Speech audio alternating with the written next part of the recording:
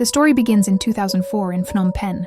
Devi's mother fell seriously ill and was taken to many doctors, both local and overseas, but none of them could cure her. Her symptoms were constant pain from her neck down to her waist. Her head felt extremely heavy, as if a mountain were pressing on it. Her memory was unstable. Sometimes she could remember things, sometimes she forgot. No matter how much treatment she received, her condition did not improve. Eventually, Devi brought her mother back home. She also took her to several traditional Khmer healers. Some said she was suffering because of black magic done by relatives, while others claimed it was due to ancestral spirits on her father's side. Devi followed their rituals, but nothing worked. She slowly lost hope and faith in everything. One day, while passing by a certain place, Devi decided to stop and pray. That night, she had a dream. In the dream, 2 children appeared and told her, "Wait, we will help your mother." The children then said, "Your aunt is close to death. She has only 1.5 years left." Strangely, Devi felt happy and relieved. After that, the 2 children walked away and disappeared into the river. The next morning, her mother's condition truly improved. Devi immediately returned to the same place to give thanks and fulfill her vows. She told the whole story to her mother and siblings. Everyone in the family felt grateful and agreed to bring a statue of the sacred being into the house to worship. However, about half a month later, problems began. Devi's parents started arguing fiercely every day, from morning until night. That night, Devi had another dream. She saw a person, but the face was unclear. The person warned her, "Do not let the family fight. There are many enemies outside. The spirit protecting this house cannot tolerate bad words." The next morning, the arguments continued. Finally, Devi's father angrily drove his car out and deliberately crashed into the sacred statue that her mother had placed in the house. The statue's head broke off and her father drove away. Devi's mother and siblings cried in despair. 2 days passed and her father did not return home. On the 3rd day, Devi came back from work and saw her family sitting together. She asked what had happened and whether it was another fight involving her father. Her mother said no. Then Devi's older sister spoke. She said she had taken the younger sibling to bathe. While the child was playing in the water, she suddenly heard their father's voice coming from inside the house. She walked in to look. Inside the house, she saw 5 figures walking upstairs. She was so terrified she could not speak. All 5 figures had no heads. They were dressed in black clothes, and blood was flowing all over their bodies. She screamed for their mother to come outside. When Devi heard this, she immediately thought of the statue whose head her father had destroyed. Still, no one wanted to blame their father directly. They believed that someone else might have performed dark magic instead. When his mother heard about it, she went and brought a new statue to place in the house. After that, his mother fell sick again with the same symptoms as before, until she could no longer get up.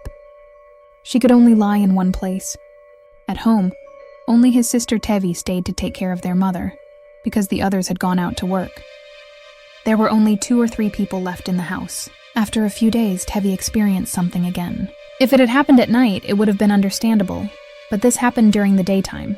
Her child was playing outside. She asked her aunt to go get some water. When she turned back, her child was gone, so she went to look for the child.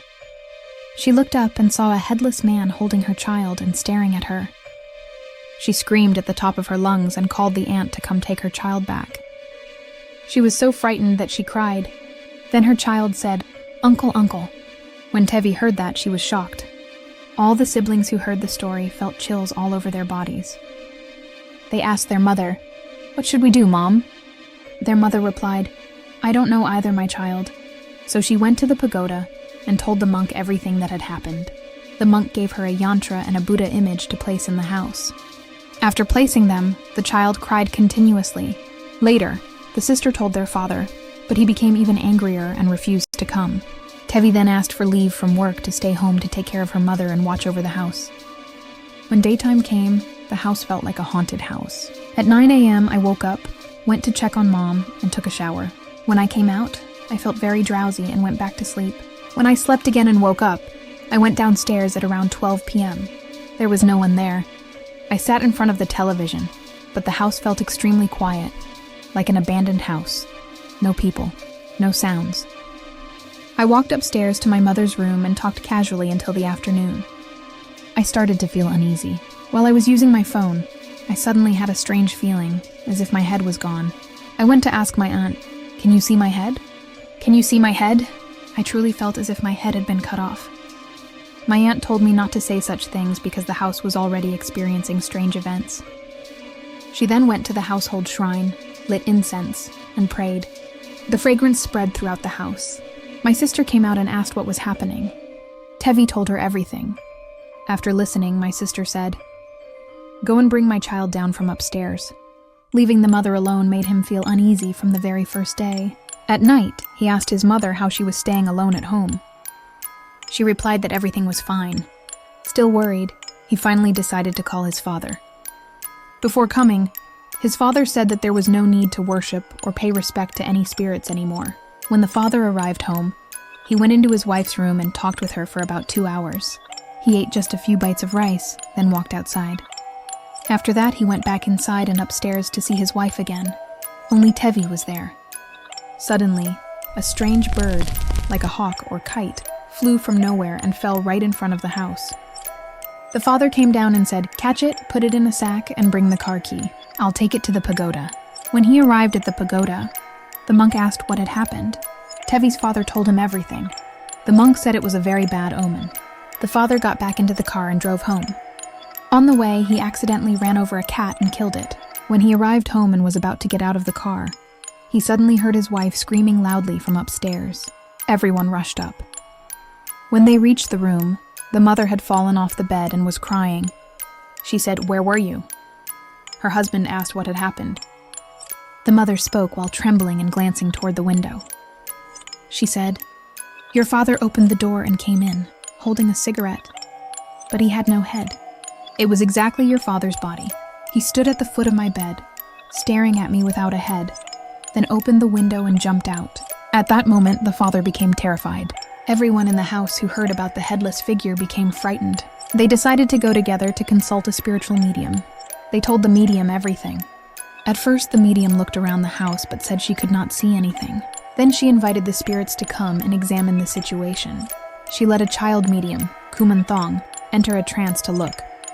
When the child returned, the medium said, "There is a whole family of headless ghosts living in this house, 47 of them."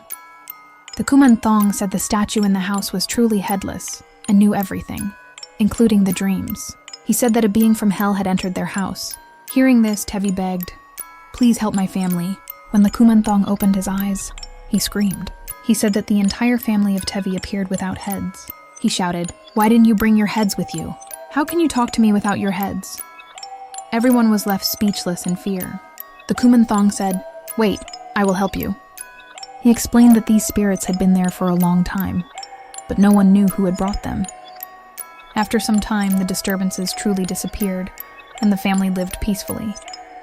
2 months later, the medium's mother said she wanted to check the statue again, and told them to remove it and not keep it in the house anymore. She also said she could not help Tevi's mother, because there was a being sitting on her shoulders. No matter how much they tried to chase it away or destroy the spirit, it would not leave. She advised the family to take Tevi's mother to a traditional healer immediately, and not to wait too long, because if they did, she could die.